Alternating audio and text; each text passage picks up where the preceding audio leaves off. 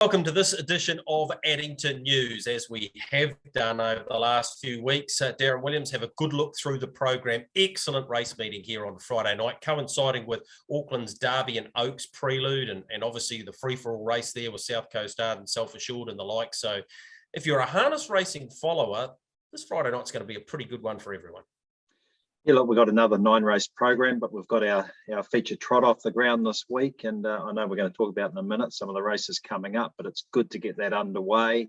That group of horses are going to be joined by Bolt for Brilliance in the next few weeks, we hope. So some good racing there, and a couple of other horses on the horizon like AG's White Sox and the like. So yeah, things are starting to pick up. We had a good night last Friday night with turnover just on 11,000 a horse. So we're really pleased with that, given we had small fields, and really pleased with 100k first four, which for the TAB, a brave jump from 20,000 carried forward up to 100, but they got 104 in the pool.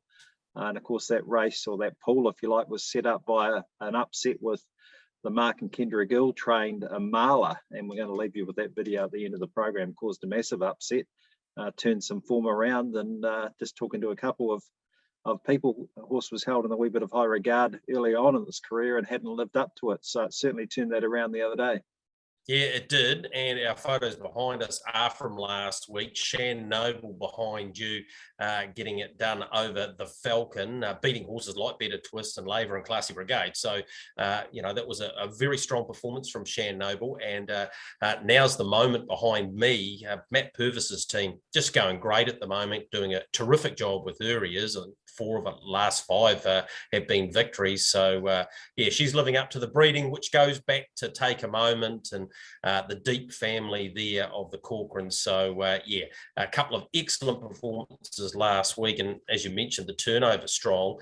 Before we get into that preview, though, the next couple of weeks, you talk about the free-for-alls this week. Next week, we've got something unique, a trotting flying mile. Tell me why we're going back to that distance and why we're giving the open class horses another chance, because there's a string of races for them in the next month.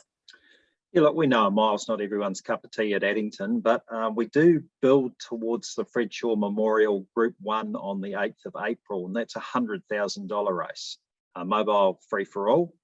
The week before that, we've got the Trotters Classic, which is a handicap race, the Lamb and Hayward Trotters Classic, with a back mark of 20 metres for horses that are 101 rating and higher.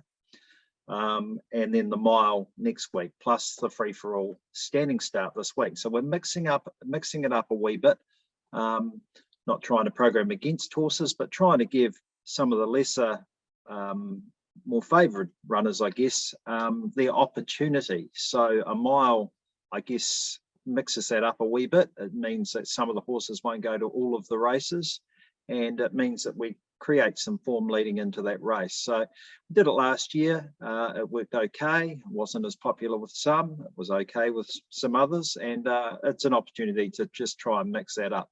What we don't want to do is run the Fred Shaw before we run it, and have repetitive horses winning the same race, scaring the rest of them off, and we end up, perhaps having to drop a race, which is what we don't want to do. We know that this pool's a wee bit susceptible number-wise at the moment. But one of the things we can talk about, Greg, is obviously we race this Friday, we race next Friday, which is, if you like, a premier prelude, and then the 1st of April, April Fool's Day, and the 8th, what we will call our premieres. We've got 2 $30,000 races on the 1st.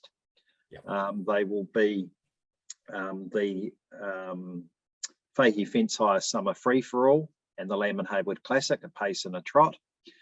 They lead into the 8th, where we'll have, hopefully, on behalf of Chevy at the Leonard Memorial for 2-year-old fillies, plus the Coca-Cola Superstars, which is a free-for-all race now for all horses at Group 2 level at 50k, and the Fred Shaw Memorial at 100,000 for the trotters, which will obviously include all of those superstars. On top of that, those 2 meetings, the 1st and the 8th, we are building. We've put a couple of programs into the system at the moment, and they're sitting there with a holding stake of around 15,000 minimum. That will not be the stake. The stakes will go up reasonably dramatically from that.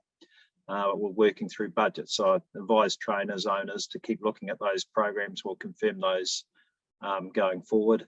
They're not the features that they were under the old program, but we're looking at budgets and how we can make, especially some of those intermediate horses, be able to have the ability to run for which might be about 20,000, hopefully. Yep, well, that's fantastic news, Darren, and yeah, it really does start to hot up over the next month at Addington. So stay attuned to HRNZ and the Addington website for the latest on that. But some great news around some of the stake money there and the quality of horse that's going to be racing. Speaking to Nathan Williamson yesterday, Pembroke Playboy's going to be here for a couple of those races, including the Superstars. And when you consider the free-for-all fields for the trot and the pace, and just on the trot, go and have a look at Oscar Bonavina's trial yesterday at Rangiora, because he'll possibly be in that mile race. Was that mile race last year won by Chinese Whisper? I've got a feeling it was for Nathan Williamson. Yeah, so it'll be a cracking race if everyone decides to go there. But like you say, they can't race every week, but it certainly does give those horses another opportunity. Let's get into this preview because, some of these horses, these races are excellent this week. And I know it's a maiden race to kick things off down the IRT, Your Horse, Our Passion Mobile. But, man, you talk about my Sky races of the week, a number of winners are going to come out of this. Radasi, who we've highlighted on this program before, gets her chance again, or his chance rather, from a handy barrier draw. Van Shard showed enough as a 2-year-old and now makes his 3-year-old debut. He'll be very competitive from the one. Smoke on the Waters trialled really nicely. Better Be Sharp's got race day form and is clearly going to be a maiden winner. Major GMP was good last week. And then you go to the wider outrunner, Take a Bow was okay. And Major Icon, who's actually my first selection in the race, has got plenty of breeding about him, is trained by Cran and Chrissy Dalgetty and has trial form. So I think he's the one to beat. The way he has trialled up, there's been so much to like about him, including running second behind Treacherous Gal, who's won twice for Regan Todd and Robbie Close, including that group race last week. So it's clear top pick. Van Shard from the inside I like. Radasi you have to have on the current form that he's been showing. And then I tossed up between Smoke on the Water and Better Be Sharp. And that shows you the depth of the race, because I thought Better Be Sharp probably would win last time. And, of course, got monstered by What's On Your Mind, who's in again this week. So, gee, it's a good contest, the first. Yeah, 5:27 the first, and as you say, a maiden race. We kick off with a really, really, really competitive race, and we're seeing that with some of these races. It's not the procession that we've had perhaps in the past, and there's a couple that chance their arm and just go, well, I quite like my horse too, so I'm off round them. So it's good fun. Race 2, first leg of the early quaddie, the Allied Security Trot, a sort of 2,600 metre race where they're all on the front. Yeah, I really like Harbour Queen in this. She's a mare that I've always had a bit of time for, and I reckon this is just about her race this week. So happy to have her on top for trainer Kevin Townley. Head of Navarra, who was excellent last week. Generally, when this horse finds form, it maintains it. Last 2 runs, both very good. So off the front, I reckon it'll be right in this for a long way. Martha Stewart hasn't had all favours its last couple. Second row draw last week, and then went to Rangiora and actually went a very good race in that too. So I wouldn't think that it wouldn't be pretty competitive in this. And Ali Lindeni's such a good beginner, has Blair Orange again. So I reckon she'll be in it too. And Vertigo hasn't had much luck. So a little bit like the first. If you're taking a quaddie, you might have to go a little bit wide. But I thought Harbour Queen was an excellent each way prospect. Race number 3 is the Dunstan Horse Feeds Mobile Pace, 1980. Second leg of the early quaddie at 6:27. Yeah, been a fan of Glory's Delight for a wee while. Got to win 2 starts back. Last week, in behind Refine in the Team Teal race, actually got a flat tyre and did a power of work. That was a up to 60 metres race. This one is a 39 to 48. Gee, she gets in beautifully here. She has gate speed. I can see her being put somewhere near the top end. And if that happens, she's the one to beat. No good thing. I actually made her the best bet on the box seat this week because I'm hoping there might be a little bit of each way value about her. But I've always liked her, and I know Tony Barron's got a bit of a rap on her. So happy to have her on top. Lockhart Shard's no star, but inside second row might suit him because follows out Judgment Bay. Should get a terrific run through and therefore be right amongst this, as should Judgment Bay, who was an excellent second at Awamaru last time. Phil Williamson will tell me off for saying that. Oamaru, that'll do. And Cab Callaway is another one that can go forward early with Blair Orange for Ken Barron. But good race the third, but I reckon Glory's Delight is the best each way of the night. Race 4 is the Falk Investments Mobile Pace, 1980 at 6:54. He couldn't have gone any better, could he? What's on your mind? Last time, strolled off the gate, ended up popping straight out and around into the lead, and then just dominated from the top end in an excellent 57-mile rate. So he can win back-to-back races. No good thing, but he is a very, very smart horse by Western Terror. Franco Norton's done very little wrong in a short career to date. Trained by Stephen McRae, has Craig Thornley, draws inside. What's on your mind? They may both have a bit of a dig early, and if that happens, I reckon Franco Norton will be right in it for a really long way. Ted's Legacy is a horse that loves Addington Raceway. Races really well, not necessarily over the 1980 metres, but from the inside second row draw, Murray's the only one there, and therefore you'll have a choice to either stay on the back of Loyalist or pop one off, and I reckon it'll be in this for a wee way. And Loyalist is one of two in the race for Greg and Nina Hope, the other being Luella, who is not always the bravest, but every time you think she won't sort of lob into the top three, she does. So that might be the case again in race number 4. But yeah, I'm happy to say that What's on Your Mind can win again. The last leg of the early quaddies, race 5, the Woodland Stud Free for All Trot, all of them on the front, 2,600 metres. And of course, we see the resumption of the Horse of the Year, Sunday Sun. And we know how talented the rest of these horses are as well. So as we say, we're going to have a lot to look forward in the next few weeks. Bolt for Brilliance to be added to this group. 5 Wise Men ready to strike form, I think, soon. And of course, great to have horses like Heavyweight Hero back in play as well. And Bob's done an exceptional job getting him back to racing after an injury a wee while ago. So really good field, but great to see the Horse of the Year back at Addington.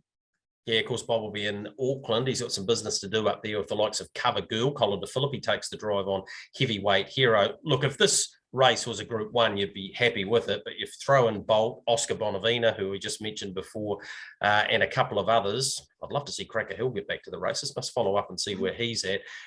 Gee, there's some depth in our trotting ranks. Of course, Mataderos returns first up since his brave second in the Dominion in behind Sunday Sun. They've trialled. Sunday Sun beat 5 Wise Men and Mataderos. So you would think Mataderos would need the run, and Sunday Sun is clearly being kept up to the mark. It's a really intriguing race because Muscle Mountain has the record so far over Sunday Sun. That might surprise some people. Just did some homework on it. 5 starts, he's 3-2. Obviously, Sunday Sun dominated the race on show day, the Dominion, the Renwick Farms Dominion, and that was the time when most people went, well, okay, Sunday Sun's clearly better, but the record says that it's 3-2 at the moment. The only thing I would say about Muscle Mountain, when he's slightly fresh, he can be a little bit funny at the start. We have seen that before with him. So he wouldn't want to make a mistake, but if he does step and perhaps rolls to the front, it's him versus Sunday Sun again. He's proven he can beat him. So if he's in front of him, he can probably do that again. Not much between them. And Sunday Sun's $1.65. So the bookmakers have spoken. They've said, well, if you want to back Muscle Mountain, you can. He's $3.20. 5 Wise Men is trying to get himself to this level, as so many of our age group horses do, coming through as a 4-year-old. And it's a transition year for him, but he's clearly got the ability, and off the front, if he's in on the markers, he'll be in it, and so will Midnight Dash, who's so consistent. And I haven't even mentioned Heavyweight Hero. So yeah, I'm picking this will be one heck of a race once again. It's not their grand final, so where they land, Darren, might dictate who wins this race, but if I have to plumb for one, I'd probably have to go for the champ. Race 6, we move on and we go from a feature pace to a feature trot to a feature pace. The NZB Standardbred Free for All, a mobile 1980. This is a small field, but again, we have some interest with the likes of Sugar Me reappearing here for Sarah O'Reilly, Cran Dalgetty, Chrissy Dalgetty, and AG's White Sox back in the fold. So again, very small field, but it kicks off the late quaddie. Just back to that trot race, by the way, regardless of what happens in it, Sunday Sun becomes a millionaire. So that's something that we should celebrate, because One Over Kenny, I Can Do's it in the last sort of decade. They've been the latest into that club. Mombay would have got there, as we know, but had a few issues in the latter part of his trotting career. And of course, Stent was the other one. So yeah, you're talking Hall of Fame sort of class here, aren't we? So look forward to celebrating that on Friday night as well. This free-for-all pace, if One Change is going to put his hand up and say, well, I deserve to be in the race in April, on the 14th of April at Cambridge, he probably should win this. I see there's been a driver change there. Ricky May takes the drive. Now, that indicates to me that Blair Orange will be driving Krug in the race. Therefore, they want to have a driver who can stick with him through the next 3 weeks at least, leading into that $900,000 contest. So I would say that's the story there. He has gate speed. I expect to see him in front. If he's in front, $2.10. I'll take that every day of the week. It's great to have Classy Brigade racing again because he's so competitive in these races. Stormed home last week. He might have to do something similar again unless John lights him up nice and early. Better Twist. They continue to line her up, so Mark must be happy with it. Natalie Rasmussen takes the reins. We saw what happened last week when she drove 2 horses, 2 wins, Refine, and of course Shan Noble. So always respect when she takes the reins. And AG's White Sox. That's missing out Sugar Me, who went on an Australian campaign, has won 6 races from 11 starts, and All American Lover, who I've got a heck of a lot of time for. So again, excellent contest, race number 6, but One Change needs to keep going in the direction he is to get into that race, and I think it will be with a win on Friday night. Greg, whilst that was a couple of small fields, very high talented field, race 7, the second leg of the Lake Quaddie, the Hornby Liquor Handicap Trot 2600 is a full field. Yeah, it is, and it's great to have Wendy and the team from Hornby Liquor in behind another race. Of course, they sponsor during Cup Week, on Cup Day, in fact. Time Up the Hill's just miles overdue to win a race. She's the best horse in the race. If the right one turns up, she'll win. So I know that Mike Ward's had a few problems with her this time in. Again, it's the same scenario as I was talking about with Five Wise Men. It's a transition year. It's not an easy year, but she's well down in grade compared to what he's racing, and therefore I think she'll win on Friday night. So I'm happy to have her ahead of Repeat Pat, who I thought was excellent last time, and behind Cocky Milk, who's also in this race, but I think it'll start in the free-for-all, but we'll see as time pans out. So yeah, Repeat Pat, always respect the Paul Kerr colours, and I think that'll be another excellent run from it this week. Light Up the Moon, or Light of the Moon, is a mare with immense talent off the front. Seen it before, Darren. If it rolls to the front, she'll take some catching, so you've always got to consider it. And the same can be said for the Bloss. She's only off 10 metres, the old cash flow card for the Borkoskis. She steps that quick, she'll put herself right in the van again. So if she does that, she's another one of these remarkable trotters we keep talking about who's won over 100,000. So it'll be competitive once again, but Time Up the Hill's the best in this field. Race 8's the second last race on the card, third leg of the Lake Quaddie. Reg Stora Motors Mobile Pace, 1980, great supporter of Addington Raceway, Reg. And this is another competitive field. There's 9 of them there, but gee, there's some talent, including Life's a Beach out wide. Yeah, look, she's been a great mare, hasn't she? A Group 2 winner and a runner-up in the Jewels, and her last start win down south was excellent. I reckon this is Sam Hara's race to lose. Natalie Rasmussen takes the reins. Was excellent during the Cup Carnival, including that win on show day. Look, he's a pretty good horse, this guy. He's not top class, but he's not that far away. So I think he'll win this week. I'm happy to say he's the better of the night, Sam Hara. Stand him out ahead of Got You Covered, who was excellent again last week at Methven. Won a great race in the Wakawaiti Cup as well the week before. Just racing in terrific form, and Devon Van Til takes the reins. So claiming junior driver, she's a real talent too. So I expect to see Got You Covered given every possible chance. He's a sport. Started his career with a bang, of course, 4 from 4, and he hasn't won since, but he's getting back to something like his best form. I could see him being right amongst it in this, and what is a good stake race, and Life's a Beach. You can't leave her out. Again, I don't think this is anything like a grand final for her, but 17,500 is nothing to turn your nose up at. So she has the quality to be right in it, but I really like Sam Hara this week, Darren. Number 1's an interesting runner there, Greg, if you say so. Now with Warren Stapleton, I presume it may have had a bit of an issue. Gerard O'Reilly, previous trainer, drives the horse, but we know how good he was, and one of those wins in his form, he beat Pace and Pride. He was very, very competitive at Addington before he went for that spell. Yeah, he's a real watch horse out of the race for sure. Yeah. The last race is the first direct mobile pace, last leg of the quaddie, and the last race goes at 9:09.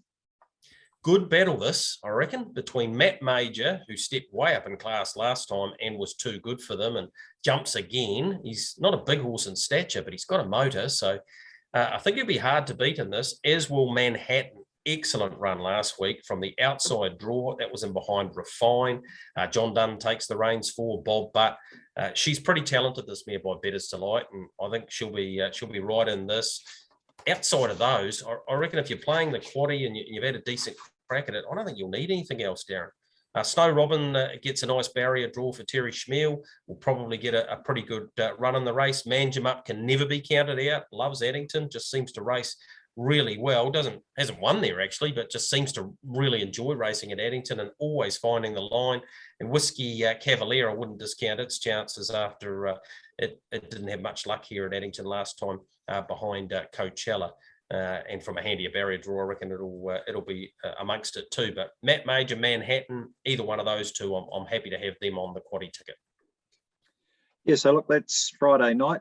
As we've covered, we race the next few Friday nights leading up to the 1st and the 8th of April with those premier type meetings. Keep having a look at the programs on the HRNZ website and watch for that stake increase, because that's coming.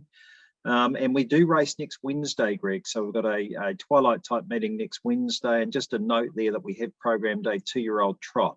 And we will get that off the ground, I think. There's a good chance with a couple of them around at the moment that we can get that underway as a full race. If not, it will be a non-tote. So trainers should be nominating those horses for that race on that basis, that either it's a tote race, which we hope it is, or we would run a non-tote if we need to. So getting those baby trotters underway is always a bit of excitement. And there's a few round at the trials that are just showing a wee bit of ability. So it's going to be always exciting to have them there. From that, we're going to leave you with that upset that we had last week for Mark Gill and Kendra Gill. I think it had 14 starts for a pile of duck's eggs, but Amala and Matthew Williamson set up that $100,000 first 4 in the race that followed the TAB guarantee, that which we're really appreciative of. But it just shows you can bring a horse to Addington with no form and things can turn around, and they were pretty excited. So we'll leave you with that on the way out. And we look forward to a good night on Friday night. Third quarter, Straight Flush ran to second, then Take a Bow. It's Delarenta, Too Clear, Straight Flush, who looks a danger. Take a Bow's running on. Amala, Hey Tonight, and Sophie from the back. There's a few hopes here at the 100. Straight Flush went to the lead. Amala and Anne Sophie coming after it. Amala to the outside of Straight Flush. Amala and, oh, it's close. Amala might have got there. It is close. Amala and Straight Flush in a photo. They're wide apart. Third's either She's a Manipulator or Anne Sophie. That race changed complexion very much so inside the last 200. Hey Tonight was next. Then came Take a Bow and Sweet Joy from Delarenta Macy Black. And after galloping on the turn,